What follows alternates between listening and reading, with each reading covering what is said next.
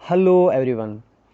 Guys, sentence improvement के पिछले part में हमने डिस्कस किए थे कुछ इंपॉर्टेंट रूल्स, कुछ ट्रिक्स और टिप्स हमने डिस्कस करी थी। ठीक, तो आज के इस पार्ट 2 में आज हम बात करने वाले कुछ स्पेशल मोस्ट एक्सपेक्टेड क्वेश्चंस। ठीक है ना, ऐसे क्वेश्चंस, कुछ ऐसे रूल्स जो आपके एग्ज़ाम में अक्सर आते रहते हैं।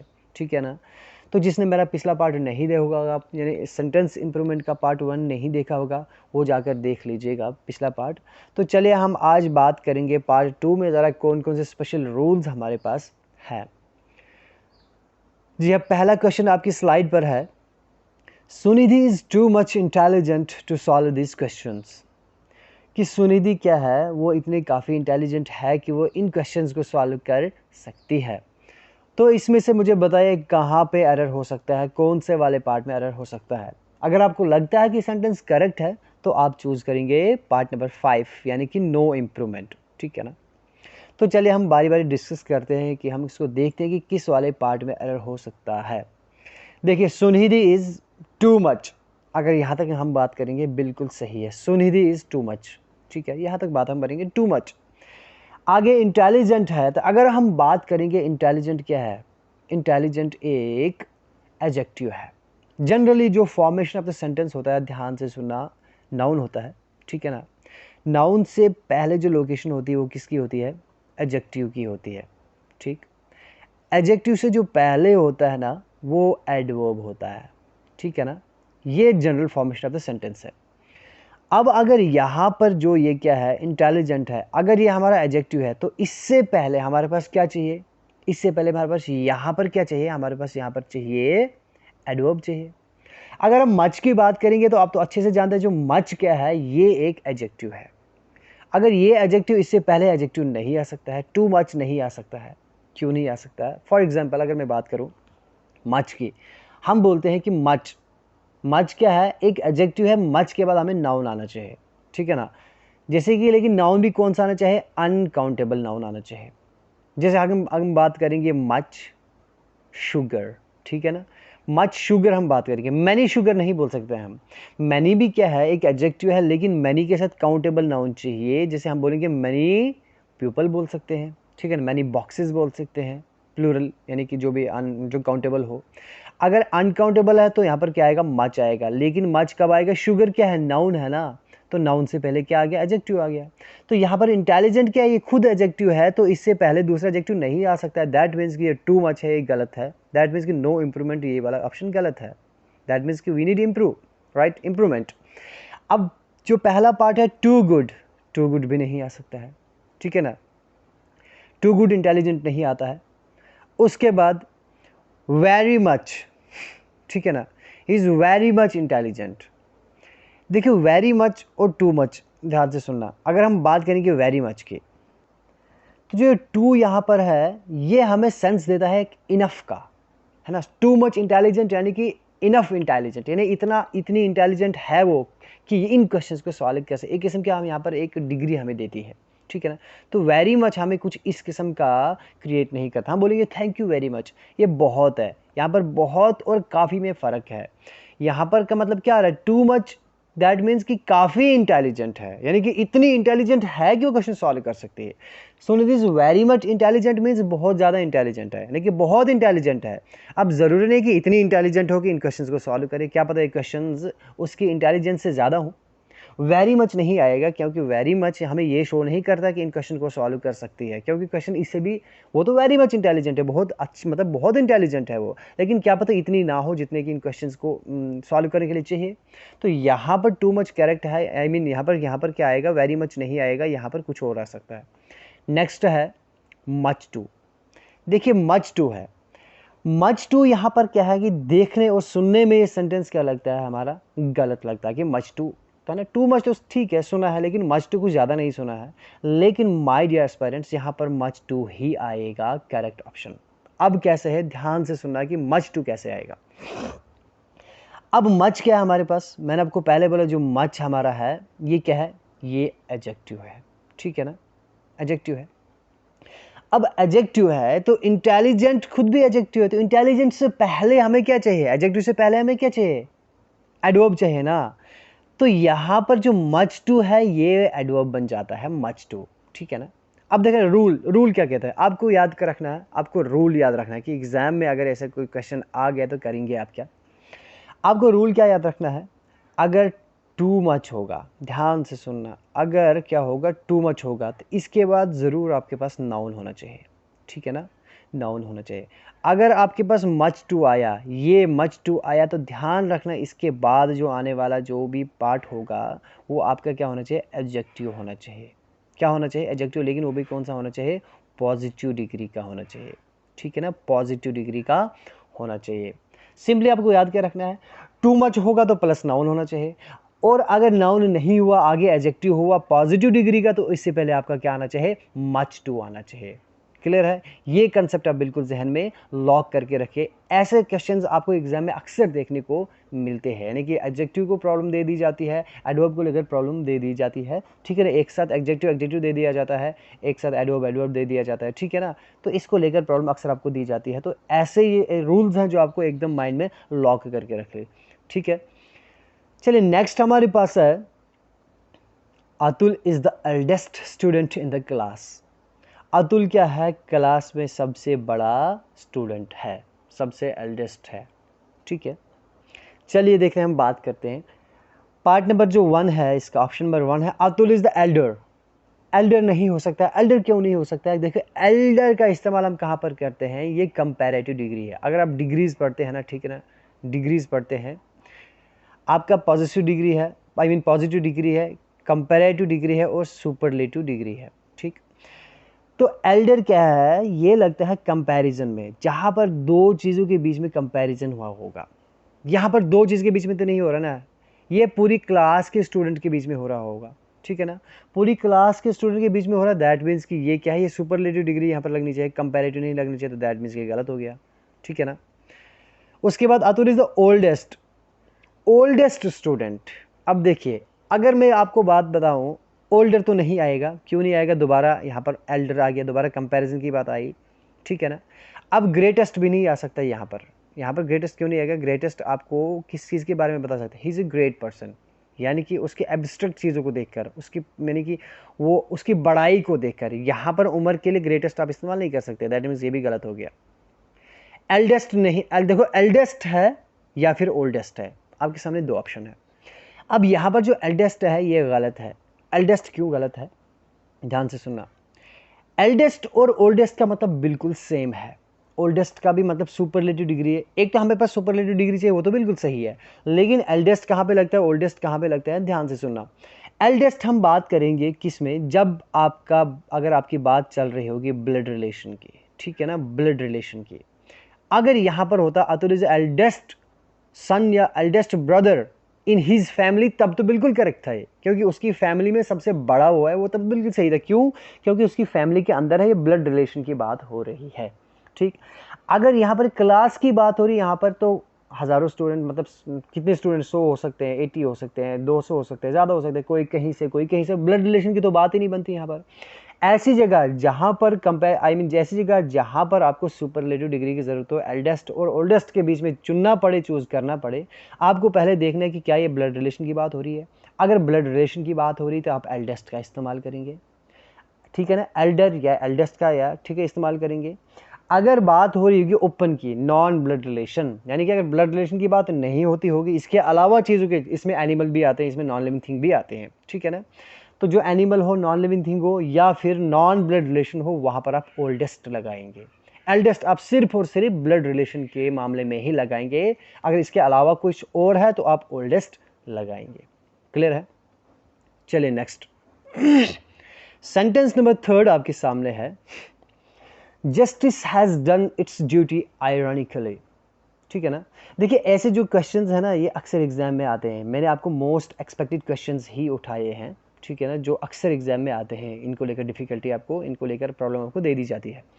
अब क्या बोल रहा है, justice has done it's duty ironically, ठीक है ना, जस्टिस ने क्या किया, अपने फ़र्ज़ को बड़े आयरॉनिकली अंजाम दे दिया है। आयरॉनिकली होता है अनएक्सपेक्टेडली, आयरॉनिकली 3 तरह के होते हैं, लेकिन यहाँ पर आएगा अनएक्सपेक्टेडली, जो इंसान सोचता है ठीक उसका उल्टा हो जाता है। अब देखिए क्या है, अगर पहला पार्ट हम बात करेंगे हैज़ डन हिज ड्यूटी, ठीक है ना, ओहो आप सोचेंगे हिज, जस्टिस के साथ हिज लग गया, गलत लग रहा है। अब देखिए या हर लग गया, हैज़ डन लग गया, इज़ डन लग गया, नो इम्प्रूवमेंट लग गया। अब देखिए अगर हम बात करेंगे नो इम्प्रूवमेंट को पहले छोड़ दीजिए, पहले हम बात करेंगे इज़ डन हिज ड्यूटी। देखिए इज़ डन हिज ड्यूटी नहीं आएगा यहाँ पर, हिज ड्यूटी है, हिज नहीं आएगा यहाँ पर, ठीक है ना, जस्टिस के साथ हिज नहीं आएगा, ठीक है ना। अब देखिए क्यों नहीं आएगा, अभी मैं आपको बताऊंगा। हैज़ डन इट ड्यूटी, अरे इट तो नहीं, यहाँ तो पॉजेसिव बात चल रही है, यहाँ पर इट्स तो तकरीबन ठीक ही था, तो इट तो नहीं आ सकता है क्योंकि इसकी ड्यूटी है, दैट मीन्स हमें पोजेशन शो नहीं कर रहा है, तो दैट मीन्स ये गलत हो गया। अब यहाँ पर आएगा या आएगा हर ड्यूटी या आएगा हिज ड्यूटी, इट्स तो गलत हो गया, ठीक है ना। अब देखिए इट्स क्यों गलत हुआ, जस्टिस के साथ अकॉर्डिंग टू रूल ये क्या है, एब्स्ट्रैक्ट थिंग है। एब्स्ट्रैक्ट थिंग और जो नॉन लिविंग थिंग है ना, अक्सर जो नॉन लिविंग थिंग है इनके साथ हम इट का इस्तेमाल करते हैं, उस हिसाब से बिल्कुल सही है। लेकिन यहाँ पर जो जस्टिस है ना, ये एक बिहेव कर रहा है ह्यूमन बीइंग की तरह। कैसे कर रहा है, अपना फ़र्ज़ निभा रहा है। फ़र्ज़ निभाता कौन है, इंसान निभाते हैं। दैट मीन्स इसको यहाँ पर पर्सोनिफाई किया गया है, पर्सोनिफाइड किया गया है जस्टिस को। जस्टिस बिहेव कर रहा है एज ए ह्यूमन बीइंग, तो दैट मीन्स जब एज ए ह्यूमन बीइंग कोई चीज़ एब्स्ट्रैक्ट थिंग या कोई ऐसी चीज़ बिहेव कर रही होगी, वहाँ पर आप उसे मैस्कुलिन या फेमिनिन का जेंडर देते हैं, यानी कि इंसान का जेंडर आप वहाँ पर उसको हिज या हर का जेंडर दे देते हैं। क्लियर है। अब दैट मीन्स कि यहाँ पर इंसान के इसको हिज या हर का जेंडर लगेगा यहाँ पर, क्यों, क्योंकि ये बिहेव कर रहा है एज ए ह्यूमन बीइंग, तो दैट मीन्स कि इट्स गलत हो गया, करेक्ट हो गया, इट्स भी गलत हो गया। अब बचा हिज और हर, तो यहाँ पर अगर हम बात करेंगे हिज और हर को लेकर, तो यहाँ पर करेक्ट आंसर आपका हर आता है। वो कैसे आता है मैं आपको समझाता हूँ, राइट। देखिए क्या होता है, हर क्या होता है, अक्सर ऐसी चीज़ें जो इनोसेंसी शो करते हों, इनोसेंसी शो करते हों।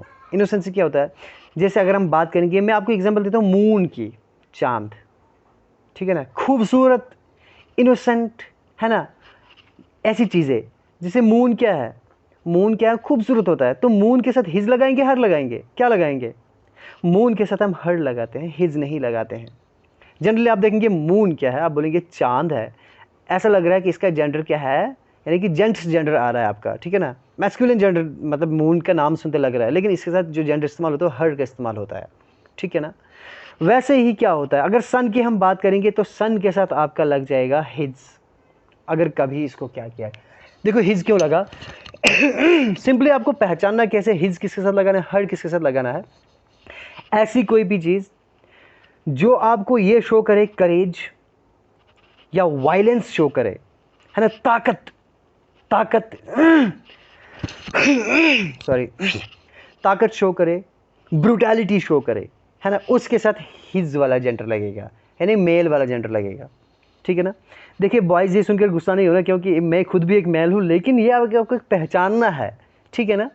लेकिन जहाँ पर इनोसेंसी की बात हो रही हो, ठीक है ना, कोई इनोसेंसी की बात हो रही हो, जैसे खूबसूरती की बात हो रही हो, है ना, जिसमें ब्रूटैलिटी ना हो, जिसमें करेज ना हो, इनोसेंसी की बात हो रही है, वहाँ पर आपको हर का मतलब इस्तेमाल लगाना है। जैसे कि ब्यूटी को लेकर कोई बात आएगी तो वहाँ पर आप क्या लगाएंगे, हर का इस्तेमाल लगाएंगे, ठीक है ना। आप स्प्रिंग की बात करेंगे, है ना, वहाँ पर आप हर का इस्तेमाल करेंगे।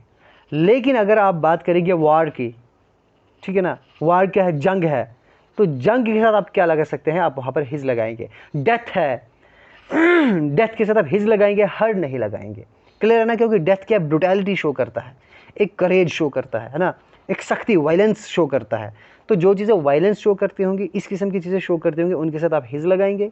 और जो इनोसेंसी शो करेंगे, है ना, खूबसूरती को मैंने कि इंडिकेट करेंगे, उनके साथ आप क्या लगाएंगे, हर का इस्तेमाल करेंगे। तो क्लियर हुआ हिज और हर का, जो भी आपको जो कन्फ्यूजन था, क्या वो क्लियर हो गया। जी हाँ, अगर आपको वीडियो अच्छा लग रहा है तो एक एक लाइक तो ज़रूर बनता है। चलिए बढ़ चलते हैं नेक्स्ट। देखिए क्या है, the picnic spot was not charming but we really had a barrels of laughs. कह रहे कि जो पिकनिक स्पॉट था जहाँ पर हम पिकनिक के लिए गए, वो ज़्यादा चार्मिंग स्पॉट नहीं थी, वो जगह ज़्यादा अच्छी नहीं थी, but we really had a barrels of laughs. लेकिन बैरल्स ऑफ लाफ्स मीन्स हमने बहुत मज़े किए, बहुत ही मज़ा आया, बहुत ही फ़न था, बहुत ही हंसी मजाक खुला मज़ा किया, राइट, उसको हम बोलते हैं। चलिए अब देखिए,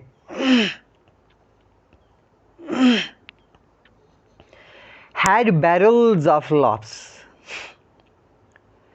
अब देखिए had a barrels of Loops, पहली बात ये है कि बैरल्स ऑफ लॉप्स नहीं आ सकता है। क्यों नहीं आ सकता है? यहाँ पर जो बैरल्स है ना, यहाँ पर बैरल्स है, ये गलत है। गलत क्यों है? मैं आपको बताता हूँ, अ बैरल ऑफ लाफ ये एक ईडियम है। क्या है? एक ईडियम है, ए बैरल ऑफ लाफ। तो ईडियम्स और फ्रेजेस में अक्सर ऐसा होता है कि जो इनके जो लिटरल जो वर्ड्स होते हैं ना, इस वर्ड्स का जो मीनिंग निकलता है, डायरेक्ट मीनिंग निकलता है, वो उनका वो मीनिंग यहाँ पर नहीं लिया जाता है।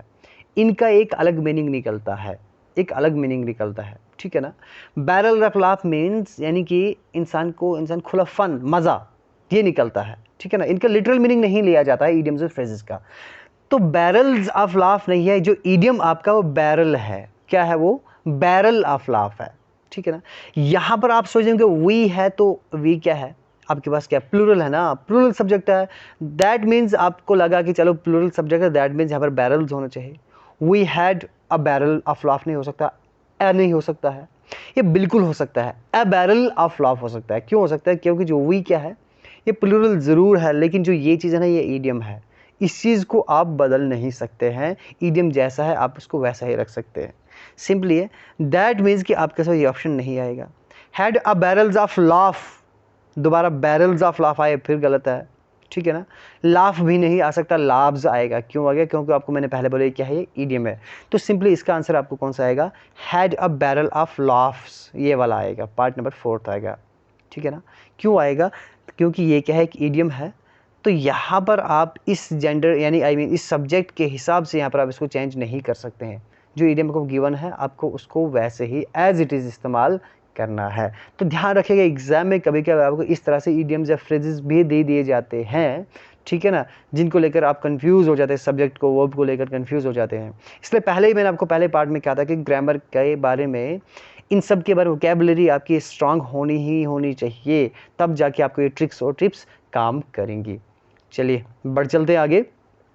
क्वेश्चन नंबर 5 आपके सामने है, आई मेट हर वंस। ध्यान से सुनना, इसमें बहुत ही इंपॉर्टेंट रूल डिस्कस करने जा रहे हैं हम। I met her once at evening when it was her birthday, ठीक है ना। I met her once at evening, मैं एक दफ़ा उसको शाम के वक्त या शाम में मिला हुआ है, शाम पे उसको मैं एक दिन मिला जब उसका बर्थडे था, ठीक है ना। देखिए क्या है, अगर मैं आपको बताऊं, जनरली इवनिंग है जो, ठीक है ना, इवनिंग है, इसके साथ अगर आप एट लगाएंगे, एट भी लग सकता है, ऑन भी लग सकता है और इन भी लग सकता है। ये तीनों प्रीपोजिशंस बिल्कुल करेक्ट होते हैं, लेकिन टर्म्स एंड कंडीशंस अप्लाई, ठीक है ना। ये डिपेंड करता है फिर आपके इस इवनिंग पे कि ये इवनिंग अपने साथ कौन से वाला प्रीपोजिशन लेगा, ये डिपेंड करता है। मैं आपको तीनों की यानी कि आपको टर्म एंड कंडीशन बताऊंगा, तीनों की आपको मैं सिचुएशन बताऊंगा कहाँ पर कौन सा प्रीपोजिशन ये चीज़ लेगी। इवनिंग ही नहीं, मॉर्निंग ले लीजिए आप, आफ्टरनून लीजिए आप, ठीक है ना, आप नाइट की बात कर लीजिए आप, ठीक है ना, आप इवनिंग की बात कर लीजिए, इनके साथ कोई भी, तीनों में से कोई भी प्रीपोजिशन आ सकता है। देखिए पहली बात है, हम बात कर रहे हैं एट इवनिंग कहाँ पे लगता है? एट तब लगता है, याद रखना, अगर एट आ गया, एट के बाद द आपको कभी भी नहीं आएगा। क्लियर है? आपको याद, पहली चीज़ आपको याद कर रखनी, अगर टी एच द आया तो इस आर्टिकल से पहले आपको एट कभी भी नहीं आएगा। सीधा आपको कुछ भी नहीं सोचना है, आपको मार्क कर देना है कि ये यहाँ पर आपको एट को हटा देना है, पहली चीज़। दूसरी चीज़, एट इवनिंग आप अगर बाय द वे द नहीं आया, खाली एट इवनिंग आया, जैसे यहाँ पर है, ठीक, तो यहाँ पर आपको क्या करना है, आपको देखना है सेंटेंस के अंदर जो इवनिंग के पहले हम एट तब लगाते हैं, इस चीज़ से पहले हम एट तब लगाएंगे जब ये होगी एक जनरल, एक नॉर्मल, एक यूजुअल। आप यूजुअल इवनिंग की बात कर रहे होंगे, ठीक है ना, किसकी बात कर रहे होंगे? यूजुअल। एक जो यूजुअल इवनिंग होती है, जैसे शाम, रोज़ शाम होती है, अगर यूजुअल इवनिंग की बात हो रही तब एट ठीक है। लेकिन यहाँ पर आपने देखा when it was his birthday, ये तो उसका बर्थडे का, दैट मीन्स कि ये इवनिंग यूजुअल नहीं थी, ठीक है ना। जब ये यूजुअल नहीं है, tone of the sentence, idea of the sentence को देखकर आपको पता चला कि ये इवनिंग क्या है, यूजुअल नहीं है। अगर यूजुअल नहीं है, that means at the evening बिल्कुल गलत है। एक तो द की वजह से गलत हो गया, दूसरा यहाँ पर एट इवनिंग गलत इसलिए हुआ क्योंकि ये जो इवनिंग है यूजुअल नहीं है, ठीक है, ये आम जो शाम है वो नहीं है। दूसरी बात, ऑन द इवनिंग आएगा, ठीक है। दूसरी बात आपको देखना है, अगर आर्टिकल द आया दोबारा, तो आर्टिकल द से पहले आप ऑन कभी भी इस्तेमाल नहीं कर सकते हैं। ठीक, ऑन कभी भी आप आर्टिकल द से पहले इस्तेमाल नहीं कर सकते हैं। क्लियर है? इससे आपको पता चला यहाँ पर ऑन द इवनिंग भी नहीं आएगा, क्योंकि द यहाँ पर अगर लग गया तो दैट मीन्स कि द से पहले ऑन आ ही नहीं सकता है। ऑन ए इवनिंग करेक्ट है, ऑन ए इवनिंग आ सकता है, ठीक है ना, ऑन ए इवनिंग आ सकता है, लेकिन कब आएगा? देखिए ऑन ए इवनिंग कब आएगा? अगर आपके सामने इवनिंग है, ध्यान से सुनना, इवनिंग है, अगर इवनिंग से पहले ए आया तो आप डायरेक्ट ऑन लगा देंगे। याद रखना, आपको माइंड में रट्टा मार के रख लो, अगर इवनिंग से पहले ए आया या फिर कोई और डिटरमिनर आया एक्सेप्ट टी द, इस द आर्टिकल के अलावा अगर कोई और डिटरमिनर यहाँ पर आता है, उससे पहले आप ऑन लगा देंगे। अगर टी द वाला आया, अगर द आर्टिकल आया, आप आंखें बंद करके इन लगा दीजिए। द क्या करता है? अपने से पहले इन ले लेता है, इन द इवनिंग ले लेता है। तो अगर इवनिंग से पहले द आया, उससे पहले आपको इन लगाना है, ऑन नहीं लगा सकते, एट नहीं लगा सकते। अगर इवनिंग से पहले द नहीं आया, खाली इवनिंग है, तो इससे पहले आप एट लगाएंगे। लेकिन एट कब लगाएंगे? अगर वो यूजुअल इवनिंग होगी, यूजुअल नाइट होगी। और अगर इवनिंग से पहले ए आ गया या फिर इसके अलावा कोई और डिटरमिनर आ गया, है ना, एन आ गया, दिस आ गया, दैट आ गया, तो उस वक्त आप क्या लगाएंगे? ऑन लगाएंगे। तो यहाँ पर अगर हम बात करेंगे, ये इवनिंग एक स्पेशल इवनिंग है, उसका बर्थडे चल रहा है, तो आप द इन द आप तब लगाएंगे। एक तो इवनिंग से पहले द है तो तब इन लगा, तो यहाँ पर इन द इवनिंग इसलिए आएगा क्योंकि इन द इवनिंग का इस्तेमाल हम वहाँ पर करते हैं जहाँ पर कोई चीज़, कोई इवेंट हो रहा हो जो यूजुअल ना हो, अनयूजुअल हो, ठीक है ना, अनयूजुअल हो। तो ये इवनिंग क्या है? अनयूजुअल है, ये यूजुअल नहीं है। आज इसका बर्थडे है, क्योंकि रोज़ इसका बर्थडे नहीं होगा। दैट मीन्स कि ये वाली इवनिंग ये क्या है? अनयूजुअल है, इसलिए यहाँ पर क्या आएगा? इन द इवनिंग आएगा। याद क्या रखना है आपको? सिंपली ध्यान से सुनो, याद क्या रखना है? इन द इवनिंग कब आएगा? अगर ये कोई स्पेशल नाइट है, स्पेशल इवनिंग है, स्पेशल मॉर्निंग है, तो उनके साथ आप क्या लगाएंगे? इन द लगाएंगे। एट आप तब लगाएंगे जब ये कोई यूजुअल चीज़ होगी, यूजुअल नाइट होगी, यूजुअल डे होगा, यूजुअल मॉर्निंग होगी, ठीक है ना, आम जो होता है सुबह शाम वो होगा, तब ऐड लगाएंगे। और अगर ए आया या फिर ए के अलावा कोई और डिटरमिनर आया, उस वक्त में आप ऑन लगा देंगे। ये कंसेप्ट आप बिल्कुल जहन में रख लीजिए, ठीक है ना। इसको लेकर अक्सर एग्जाम में क्वेश्चन आते हैं, तो ध्यान से इस कंसेप्ट को क्लियर कर दीजिए। अगला सेंटेंस आपके सामने, she has been suffering from fever for last 7 months। देखिए ये रूल भी बहुत ही खूबसूरत है, बहुत ही, लेकिन कंफ्यूजिंग भी है, ठीक है। अब इसमें क्या आ सकता है? सिंस लास्ट मंथ, सिंस फार आप पढ़ते आ रहे हैं, ठीक है ना। सिंस आपको पता है, सिंस का इस्तेमाल वहाँ पर करते हैं जहाँ पर आपको पॉइंट ऑफ टाइम गिवन होगा, पॉइंट ऑफ टाइम गिवन होगा। फार आप लगा दे जहाँ पर आपको क्या होगा? पार्ट ऑफ टाइम होगा, यानी कि ड्यूरेशन ऑफ टाइम गिवन होगा। लेकिन माय डियर एस्पायरेंट्स, कुछ टर्म एंड कंडीशन यहाँ पर भी हैं, ध्यान से सुनिए। वो क्या है? यहाँ पर बात कर रहा है she has been suffering from fever, वो से बुखार है। कब से? लास्ट 7 months से वो बुखार से सफ़र कर रही हैं। सिंस लास्ट 7 months नहीं आ सकता। क्यों नहीं आ सकता? क्योंकि लास्ट 7 month है। Since last 7 months, since the last 7 months। चलिए देखिए हम बात करते हैं सिंस द 7 months। अगर हम बात करेंगे, यहाँ से हम शुरू करते हैं। सिंस द 7 months, यहाँ पर अगर हम बात करेंगे, बात चल रही है यहाँ पर द 7 month की। रूल कहता है, ठीक है ना, ध्यान से सुनना, यहाँ पर बात क्या कर रहा है? लास्ट है, तो यहाँ पर लास्ट गायब है पिछले 7 महीने से। दैट मीन्स कि यहाँ पर सिंस द 7 months नहीं आएगा, क्योंकि यहाँ पर लास्ट यहाँ पर आना ज़रूरी है। लास्ट यहाँ पर नहीं है, दैट मीन्स गलत हो गया। फॉर द 7 months, यहाँ पर दोबारा लास्ट आना था, यहाँ पर लास्ट नहीं आया, ठीक है ना। फॉर द 7 months, यहाँ पर लास्ट दोबारा आना था, लास्ट दोबारा यहाँ पर इसमें इंक्लूडेड नहीं है, दोबारा गलत हो गया है। सिंस द लास्ट 7 months, हाँ जी देखियो, सिंस द लास्ट 7 months हो गया। अब माय डियर एस्पिरेंट्स, आप सोच रहे हो कि यहाँ पर फार आएगा, क्योंकि ये भाई यहाँ पर क्या है? ड्यूरेशन है 7 months, पॉइंट ऑफ टाइम नहीं है। लेकिन यहाँ पर सिंस द लास्ट 7 months है, ये भी गलत है। क्यों गलत है? रूल हमें कहता है, ध्यान से सुनना, रूल को ध्यान से सुनना। रूल हमें कहता है सिंस हम कब लगाते हैं? जब हमारे पास पॉइंट ऑफ टाइम गिवन होगा। फॉर अब तब लगाते हैं जब हमारे पास क्या होगा? पार्ट ऑफ टाइम गिवन होगा, ठीक है ना, पार्ट ऑफ टाइम गिवन होगा। लेकिन कभी क्या होता है, अगर आपके सामने क्या होगा? नाउन होगा, आई मीन यहाँ पर टाइम गिवन होगा। क्या होगा? टाइम गिवन होगा। टाइम टाइम से पहले आपको अगर होगा वर्ड लास्ट या होगा पास्ट, ध्यान से सुनना, टाइम आपके पास गिवन है, टाइम से पहले पास्ट होगा या फिर लास्ट होगा, और उससे पहले आपको लगाना है सिंस। ठीक है, क्या लगाना है? सिंस लगाना है। टाइम कुछ भी हो, पॉइंट ऑफ टाइम हो या मत हो, अगर लास्ट और पास्ट की बात चल रही है ये ऑटोमेटिकली पॉइंट ऑफ टाइम में आ जाता है, क्योंकि लास्ट, देखो क्या है, लास्ट और पास्ट अगर आपके पास है फिर टाइम है, इससे पहले आपको सिंस लगाना है। आपको ये रूल आपको जहन में लॉक रखना है, माइंड में लॉक रखना है। क्या, कब? अगर लास्ट होगा प्लस होगा पास्ट, प्लस ने ओब्लिक, या लास्ट होगा या फिर पास्ट होगा, प्लस आपके सामने टाइम होगा, तो इससे पहले आप क्या लगा देंगे? सिंस लगा देंगे। अगर आपको क्या होगा, टाइम गिवन होगा, इससे पहले लास्ट भी होगा और पास्ट भी होगा, लेकिन इससे पहले आर्टिकल अगर द दे दिया जाए तो इससे पहले आपको फॉर लगाना है। एक बहुत ही बड़ा पॉइंट यहाँ पर है। फॉर द लास्ट 7 मंथ्स, ये भी आएगा। कब आएगा? अगर यहाँ पर लास्ट टाइम से पहले लास्ट या पास्ट होगा, उससे पहले आर्टिकल द गिवन है तो फॉर आएगा। अगर आर्टिकल गिवन नहीं है, लास्ट और पास्ट है, लास्ट या पास्ट है प्लस टाइम है, उससे पहले आपको सिंस आएगा। तो यहाँ पर क्या है? लास्ट 7 मंथ्स है, देखो टाइम है गिवन है ना, ठीक है ना, ये टाइम गिवन आपको 7 मंथ्स है, इससे पहले आपको लास्ट गिवन है, इससे पहले कोई भी आर्टिकल नहीं है, तो यहाँ पर दैट मीन्स क्या आएगा? सिंस आएगा। अगर यहाँ पर होता है द गिवन होता, दैट मीन्स यहाँ पर क्या आएगा? फॉर, तब बिल्कुल करेक्ट होता। फॉर द लास्ट 7 मंथ्स आएगा तो सिंस लास्ट 7 मंथ्स आएगा। अगर आर्टिकल द होगा प्लस लास्ट होगा या फिर पास्ट होगा फिर टाइम होगा, तब क्या आएगा? फॉर आएगा। अगर आर्टिकल द नहीं होगा, लास्ट होगा या पास्ट होगा प्लस टाइम होगा, तब उस सूरत में क्या आएगा? सिंस आएगा। क्लियर है?